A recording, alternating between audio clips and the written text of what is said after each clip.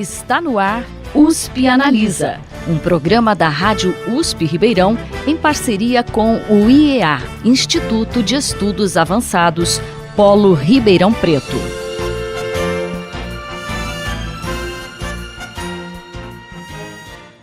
Open Science, ou Ciência Aberta em português, é um movimento mundial que busca tornar dados resultantes de pesquisas científicas mais acessíveis dentro e fora da comunidade acadêmica. Mas que impactos isso pode trazer à produção científica? E como a universidade está se preparando para essa tendência? Para discutir essas questões, o USP Analisa desta semana conversa com o pró-reitor de pesquisa da USP, professor Silvio Canuto, e a docente do Departamento de História da Faculdade de Filosofia, Letras e Ciências Humanas da USP, Ana Paula Tavares Magalhães Tacconi, que também é assessora da Pró-Reitoria de Pesquisa da USP. Professores, sejam bem-vindos à USP Analisa.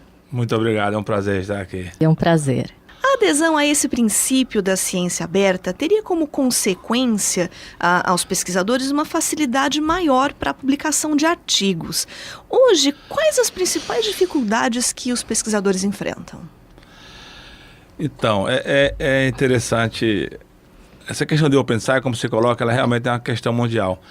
Agora, é importante fazer aqui uma distinção entre o que está vigente no momento, tema de discussão como Open Science, e o que às vezes é um pouco confundido.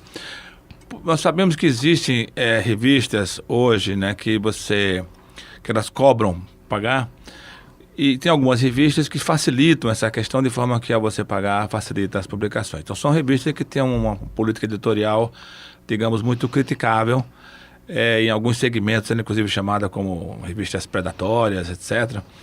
Então, essas revistas, de fato, quer dizer, uma vez que você paga, publica, ela não tem, digamos assim, muita credibilidade, portanto, não é com essa que nós estamos preocupados. A preocupação é realmente com as revistas de alto calibre que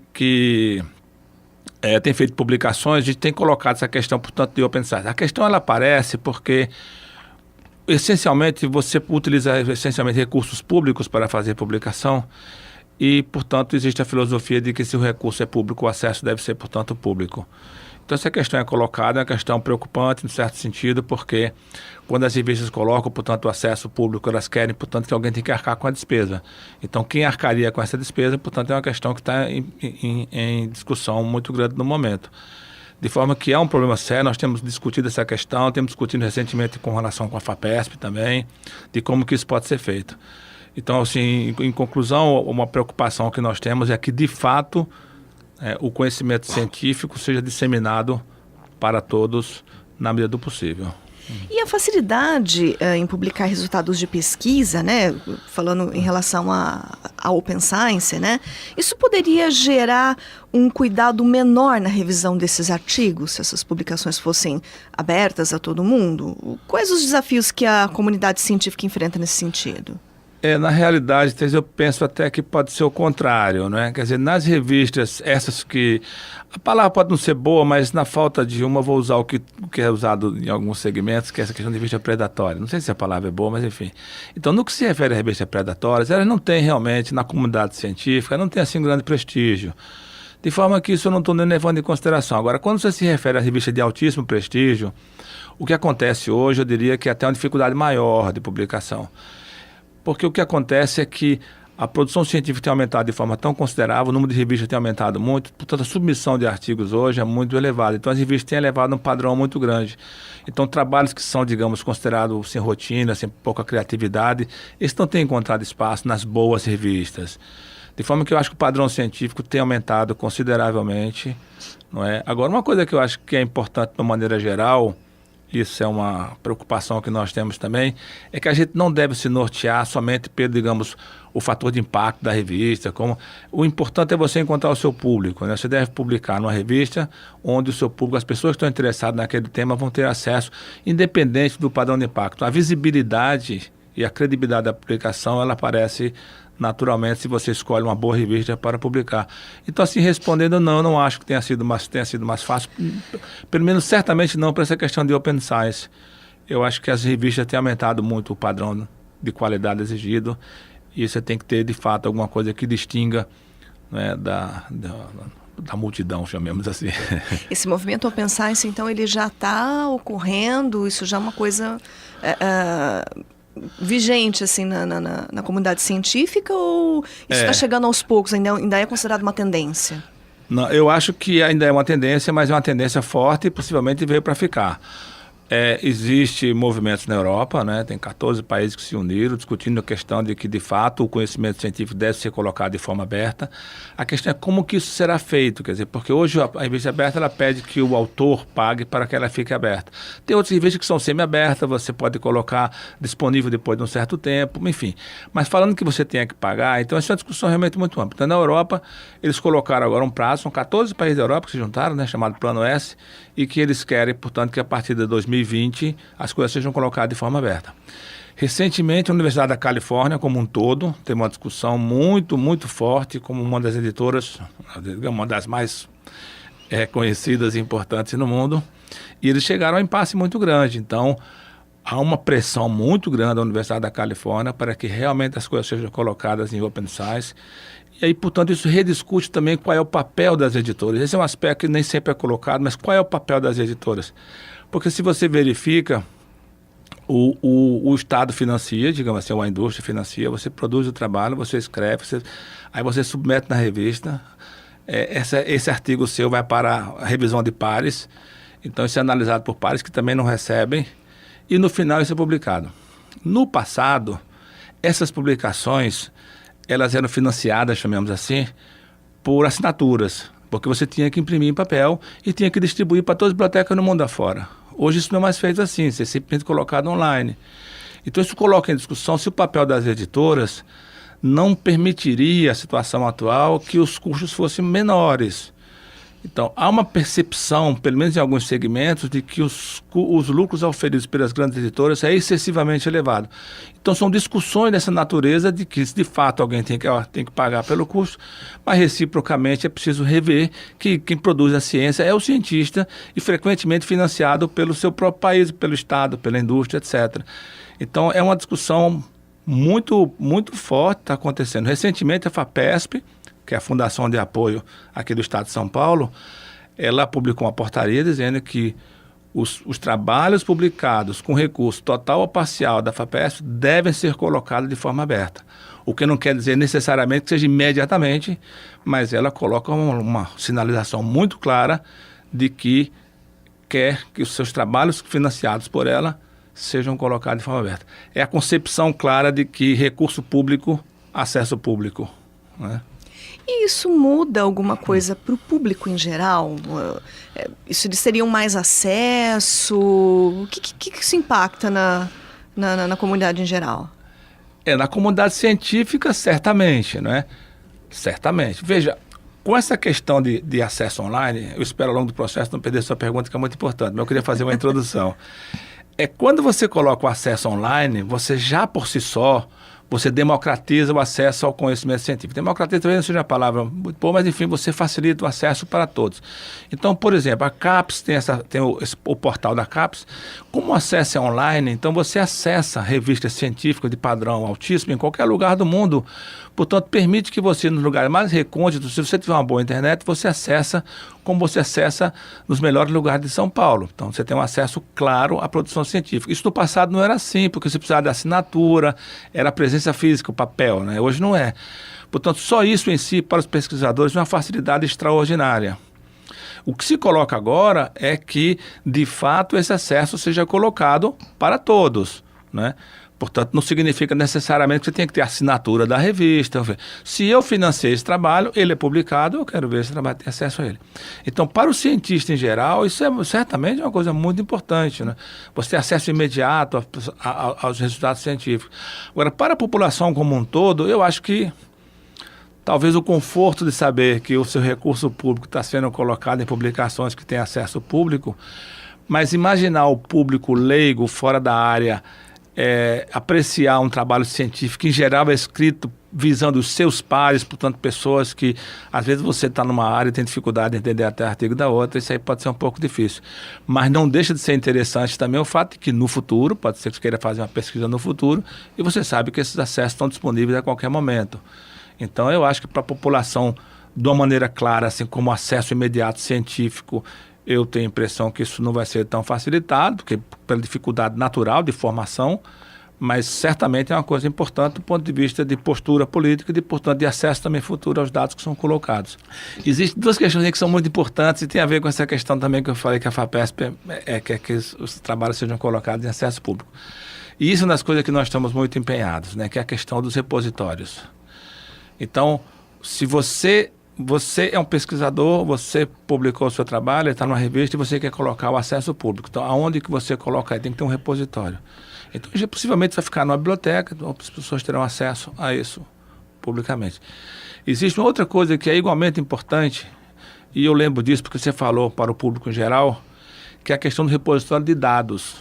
Ou seja, a pesquisa que você fez, ela produziu uma série de dados, de uma maneira geral, tabelas, figuras, avaliações, então, enfim. Então, esses dados também ficariam abertos na concepção que nós temos na Universidade de São Paulo, que é, então, portanto, você ter os dados abertos. Isso tem dois efeitos importantes. Primeiro, porque permite que outras pessoas venham usar os seus dados, que também foram produzidos com recursos públicos. E uma outra coisa é que permite a utilização futura disso, né? Quer dizer, eu estou aqui fazendo um trabalho e quero saber como foi a evolução temporal disso. Será que 10 anos atrás, como que era? Então, permite, ao acessar um repositório dos dados, você ter essa informação. Finalmente, o outro aspecto é que se você tem os dados colocados de forma pública, isso certamente vai inibir fraudes, né? Porque os dados estão ali e são verificáveis a qualquer momento. Então, essa ideia do repositório, que vem junto com a questão de você ter acesso aberto aos dados científicos e aos resultados científicos, é uma questão muito importante e essa nós estamos bastante dedicados na Universidade de São Paulo. Então, talvez para a população geral a gente poderia ter uma confiabilidade maior nas pesquisas, se a gente for pensar num impacto indireto e mais agilidade, por exemplo? Quer dizer, e permite também, não é? Quer dizer, uma vez que o dado foi produzido e eu produzi um artigo, um resultado científico, publiquei, etc., não significa necessariamente que eu exauri tudo que é possível tirar dali. Depois a minha pesquisa desenvolve, eu perco um pouco o interesse nessas coisas, eu derivo para outra. Mas aqueles dados estão disponíveis para outra pessoa que queira também utilizar esses dados e, portanto, produzir resultados, não é? Digamos assim, uma reutilização, não é? dos dados que foram produzidos por um outro colega. Isso é uma coisa importante.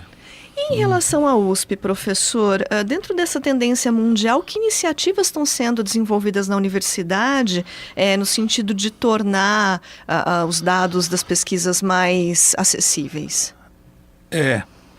Os dados propriamente, né, foi desenvolvido, né, junto com a Secretaria de Tecnologia da Informação lá da USP, a STI, então foi desenvolvido de fato, e também junto com a FAPESP, que montou um grupo de trabalho envolvendo várias universidades paulistas, então foi desenvolvido um repositório. Então esse repositório, ele está pronto, né, está para ser lançado.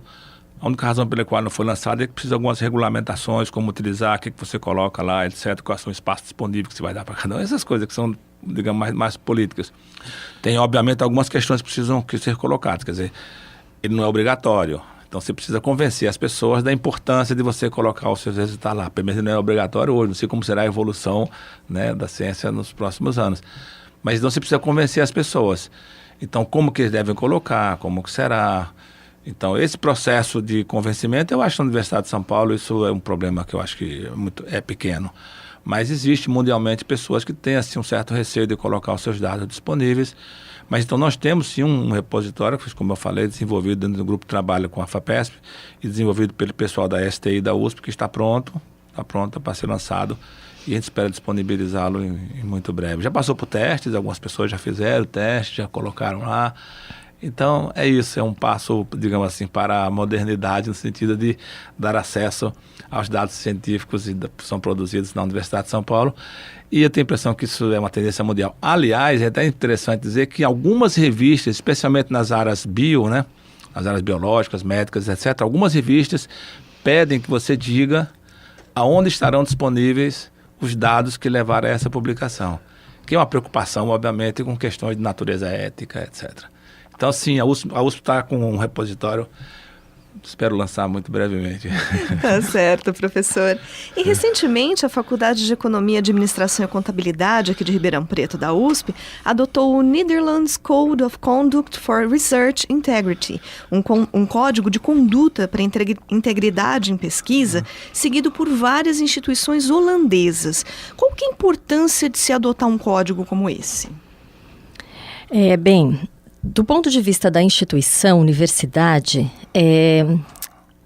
me parece muito importante no sentido da uniformização das ações, no sentido de uma política, efetivamente, de boas práticas na universidade. Porque essa é uma cultura, inclusive, que nós ainda estamos criando, é algo em construção. E do ponto de vista da comunidade acadêmica, tem um valor pedagógico importantíssimo, porque isso viabiliza o acesso de docentes e de estudantes e da comunidade em geral a formas de praticar ciência no sentido de multiplicar boas práticas científicas. Então, a nossa finalidade com isso acaba sendo informar, educar, que é nossa função, é uma das nossas tantas funções como universidade, como instituição de ensino, e multiplicar, difundir essas boas práticas científicas. E existem outros códigos de conduta além do Netherlands Code of Conduct for Research Integrity? O que muda de um para o outro? Sim, existem. Os códigos, via de regra, atendem a demandas gerais e que acabam sendo demandas da ciência de uma maneira geral, mas eles também atendem a demandas específicas. Um código bastante interessante é um código norueguês, que se chama Código de Ética e Boas Práticas Científicas do Comitê Nacional Norueguês de Ética em Pesquisa. E nos Estados Unidos, na verdade, existe uma disseminação muito anterior desses códigos. Na verdade, desde a década de 80, os Estados Unidos são pioneiros na elaboração de políticas para incentivar as boas práticas em pesquisa. Em Harvard, por exemplo, a gente verifica códigos gerais de conduta para estudantes, a partir do momento em que pisam na instituição. E também códigos específicos para algumas áreas. Eu gosto muito, particularmente, do Departamento de Física, que na página de apresentação ele tem uma frase que é atribuída ao Einstein: a relatividade aplica-se à física, não à ética, né? Enfim, nos anos 2000, a Fundação Europeia de Ciência publicou aquilo que seria o seu primeiro código de boas práticas, né? Ou seja, uma série de boas práticas condensadas no formato de um código. E em 2009, o Canadá publicou o seu código. E definiu, inclusive, aquilo que para nós é operacional em termos do que é ética na pesquisa e o que é integridade científica. E, claro, existe o Código de Boas Práticas da FAPESP, da Fundação de Amparo à Pesquisa, no estado de São Paulo, que foi publicado recentemente, e a FAPESP tem tido uma política bastante atuante no sentido de disseminar boas práticas. Eu só lembro que em todas as publicações da FAPESP, a revista Pesquisa FAPESP, existe uma seção particularmente dedicada às boas práticas todos os meses. E essa sessão, ela dá notícias justamente desse código de boas práticas. Então, é uma iniciativa extremamente importante e é uma iniciativa que nós todos estamos seguindo, né? E em relação à USP, a USP pensa em adotar um código de conduta para a integridade em pesquisa? Como que está a discussão desse assunto na pró-reitoria? A gente pensa assim, é uma questão de estágio, né? Nesse momento nós estamos preocupados mais no aspecto educativo, né? Deixar muito claro o que você pode, o que você certamente e definitivamente você não pode fazer. E isso não no aspecto, digamos, punitivo, mas no aspecto realmente educativo. Especialmente porque, você sabe, as pessoas entram jovens na carreira e precisam, portanto, num certo momento ser educados sobre os diversos aspectos, inclusive questões éticas. Então, o que nós estamos nesse momento preocupados é em fazer um guia. Nós estamos, de fato, fazendo um guia. Está sendo coordenado aqui pela professora Ana Paula. E a ideia, a gente também está, brevemente, a gente deve lançar esse guia. E a ideia é que a gente distribua de uma forma muito ampla. Posteriormente, nós podemos sim pensar especificamente no Código de Conduta para a Universidade de São Paulo. Eu queria só enfatizar, Thaís, se você permite, essa questão de ética, porque ética, a gente nunca consegue exagerar a importância de ética, realmente é fundamental, é importantíssimo, isso eu não preciso nem elaborar um pouco mais sobre isso. Agora, o que talvez seja interessante é pensar a questão de ética em ciência, porque você percebe que é um desserviço enorme, quer dizer, um cientista cuja função dele é avançar o conhecimento, uma pessoa que frauda resultados, ele vai chegar a uma conclusão que ela certamente não vai avançar o conhecimento. Então ele faz um desserviço a uma comunidade inteira. Quer dizer, não é somente... Existe o lado pessoal, no qual ele possivelmente será punido, coisas dessa natureza, mas para a ciência como um todo, isso é um prejuízo extraordinário, né? Porque você acha que você avançou numa direção e, na verdade, foi baseado em resultados que eram fraudados. Nós não temos situações assim dramáticas aqui no Brasil, nem na Universidade de São Paulo, mas no mundo nós conhecemos exemplos que são assim. São exemplos que são tão dramáticos que, em algumas circunstâncias, em algumas sociedades, levaram até a suicídio do pesquisador. Esse é um caso que ficou muito conhecido, um caso no Japão em que, não sei se pela cultura japonesa ou se foi pelo, enfim, o drama pessoal, a pressão social, o fato é que levou a um suicídio, porque a pessoa realmente começou a fabricar resultados. E isso, infelizmente, tem acontecido esporadicamente aqui ou ali, etc. Então, a tendência, por que isso passou a ser um tema tão importante recentemente? Primeiro, porque a gente percebe realmente o extraordinário desse serviço que você faz para a sua própria profissão, para o conhecimento científico, para a sociedade como um todo, né? Você imagina eu fraudar resultado e chegar aqui e dizer, por exemplo, para exagerar um pouco, eu encontrei a cura da AIDS, quer dizer, e na verdade não se baseia em nada disso, quer dizer, é uma coisa extraordinariamente negativa, né? Agora, mais recentemente, como existe hoje uma pressão, nós sabemos disso, porque a competição, essas coisas todas, então há uma palavra não é propensão, mas enfim, fica no ar, né? A possibilidade de uma pessoa sucumbir a essas práticas por pressões, por querer acelerar a sua carreira. Então é isso que nós estamos preocupados também, ou seja, impedir que a pessoa seja submetida, não é, a esse diabinho no lado direito do ombro dele, porque a gente brinca que é um diabinho no lado direito e no lado esquerdo, faz, outro dia não faz. Então a gente precisa inibir que isso aconteça, ou seja, desde partida saber de uma maneira muito clara, isso aqui você não pode fazer. Não há relativização, como bem falou aqui a professora Ana Paula, não existe relativização de ética, né? E em ciência isso passa a ser extraordinariamente dramático, né? Então há essa preocupação nossa nesse momento, é educar para deixar muito claro, eu fiz, eu não sabia. Há relatos, inclusive, nos Estados Unidos, pessoal, eu não sabia que não podia fazer. Não, vai ficar muito claro, você não pode fazer. Isso não é permitido eticamente em ciência. Então nós estamos preocupados nesse momento mais com a questão de você fazer um guia de boas práticas do que a gente adotar códigos de conduta neste momento, né? A questão é preocupante, inclusive do ponto de vista do recurso, né? Porque se a gente pensar que estamos em uma universidade pública em que a pesquisa é financiada com recurso público, fraudar resultados implica não só em prejuízo social, científico, mas também econômico, né? Usar o dinheiro do contribuinte para fraude. Então, portanto, me parece que realmente existem discussões imbricadas aí na questão ética, né? São muitas. E me parece que esse código que nós estamos elaborando seja uma forma direta, rápida, com linguagem direta e formato sucinto, para que as pessoas entrem em contato mais rapidamente com o parâmetro de conduta para a universidade. É essa a nossa ideia. Ela é fundamentalmente pedagógica. Ela não é punitiva, embora nós saibamos que a punição poderá chegar e eventualmente chegará para aqueles que adotam uma conduta. E, professora, você foi presidente da comissão de pesquisa da Faculdade de Filosofia, Letras e Ciências Humanas da USP.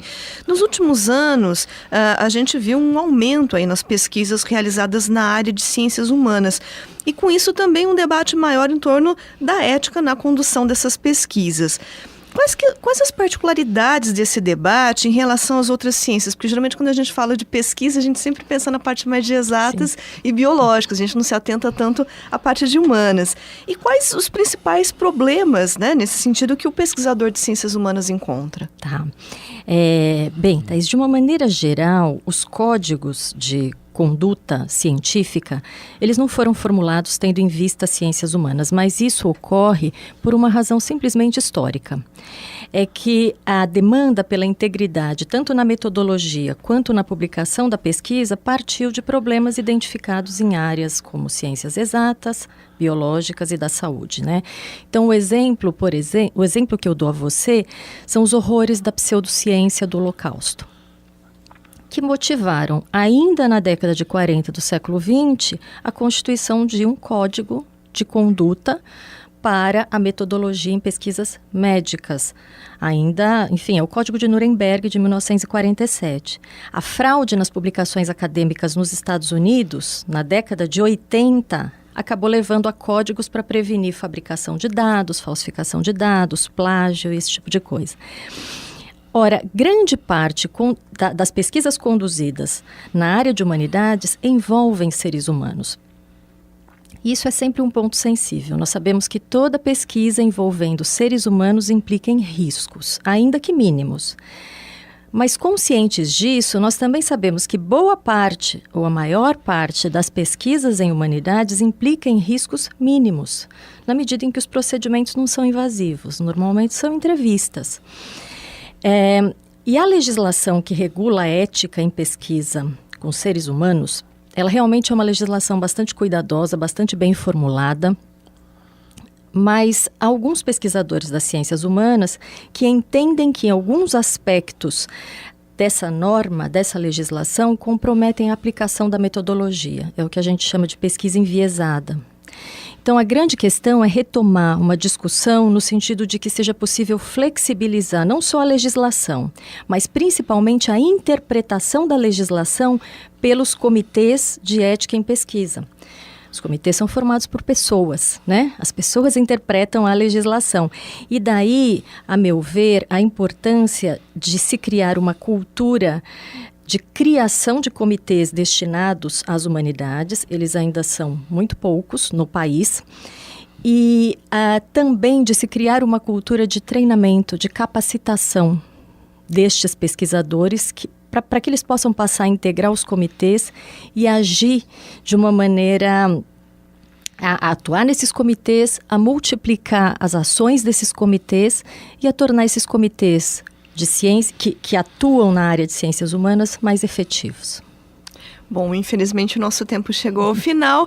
Eu recebi hoje aqui no estúdio o pró-reitor de pesquisa da USP, professor Silvio Canuto, e a docente do Departamento de História da Faculdade de Filosofia, Letras e Ciências Humanas da USP, Ana Paula Tavares Magalhães Tacconi, que também é assessora da Pró-Reitoria de Pesquisa da USP. E nós conversamos sobre Open Science, que é a ciência aberta, né? Uma forma mais de tornar os dados, né, mais abertos aos cientistas, os dados produzidos em pesquisas. E também falamos sobre integridade da pesquisa. Professores, muito obrigada pela participação de vocês hoje aqui no programa. Eu que agradeço. Obrigada, Thaís. Muito obrigado também pela oportunidade, Thaís. É sempre importante falar sobre esses temas. Só para concluir, eu quero dizer que a pesquisa em si da Universidade de São Paulo ela é crescente, está indo muito bem, e que a Universidade de São Paulo é realmente um exemplo de produção científica de qualidade no mundo.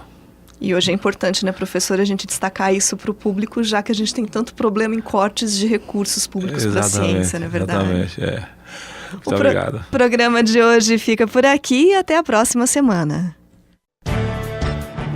Você ouviu USP Analisa, um programa da Rádio USP Ribeirão em parceria com o IEA, Instituto de Estudos Avançados, Polo Ribeirão Preto. Produção do Serviço de Comunicação Social da USP e do IEA. Coordenação, Rosimeire Talamone. Apresentação, Thaís Cardoso.